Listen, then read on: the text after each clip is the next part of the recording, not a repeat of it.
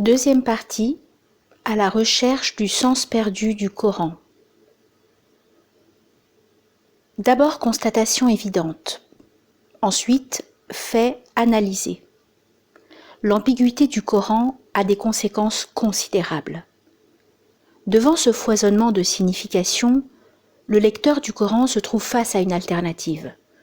Consentir à considérer comme possible tous les sens d'un verset, ou élire un sens tout en éliminant les autres. Lorsque les exégètes adoptent la première attitude, ils exposent tous les sens possibles et en choisissent parfois un, considéré comme le plus plausible. Telle est la méthode interprétative utilisée par El-Tabari et par El-Razi, et ces deux exégètes de conclure leur interprétation par le fameux « Dieu seul connaît la vérité » Allahu A'lam. Mais force est de constater que cette attitude de lecture, qu'on nommerait relativité interprétative, se rapporte presque exclusivement à des versets n'ayant aucune incidence directe sur la conception théologique du musulman, ni sur sa conduite personnelle et sociale.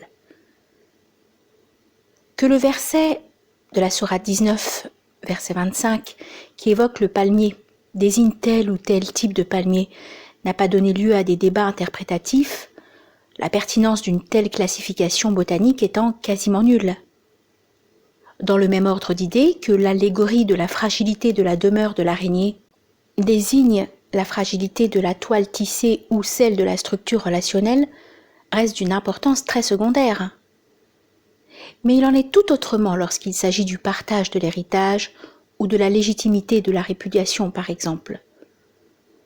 La seconde attitude interprétative, à savoir le choix d'un sens aux dépens des autres, a été adoptée par les exégètes pour les versets théologiques et les versets juridiques, lesquels ne peuvent être abordés selon une pluralité synchronique des significations.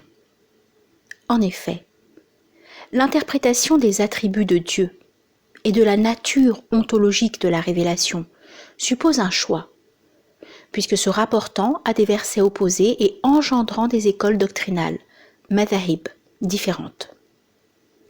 La main de Dieu, par exemple, ne peut être à la fois matérielle et non matérielle, et l'interprète ne peut appartenir à la fois aux mujassima, ceux qui croient à la corporéité, et aux munaziha, ceux qui croient au dépouillement de Dieu de tout caractère matériel.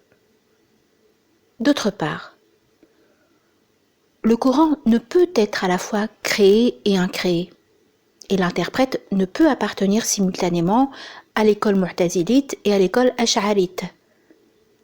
L'impossibilité d'interpréter synchroniquement les versets théologiques par le kalam, adossé à des débats philosophiques, est moins accessible à la large frange des musulmans que celle concernant les versets juridiques. C'est l'interprétation de ces derniers qui interpelle surtout les musulmans.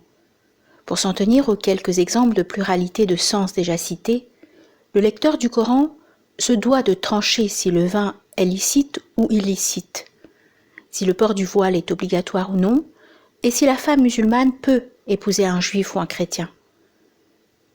Beaucoup plus que cognitive, cette décision a une portée comportementale, individuelle et collective. Le musulman se doit d'élire un sens afin de choisir une conduite déterminée.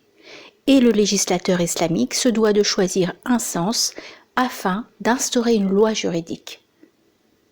Cependant, force est de reconnaître qu'aucun sens n'est en soi plus plausible qu'un autre. Au cours de l'histoire musulmane, plusieurs sens ont été tour à tour choisis. Certaines législations autorisent la répudiation, d'autres la récusent, certaines légalisent le mariage à délai déterminé, nikah el-muta, d'autres le contestent, bien que toutes se réfèrent à une même source linguistique.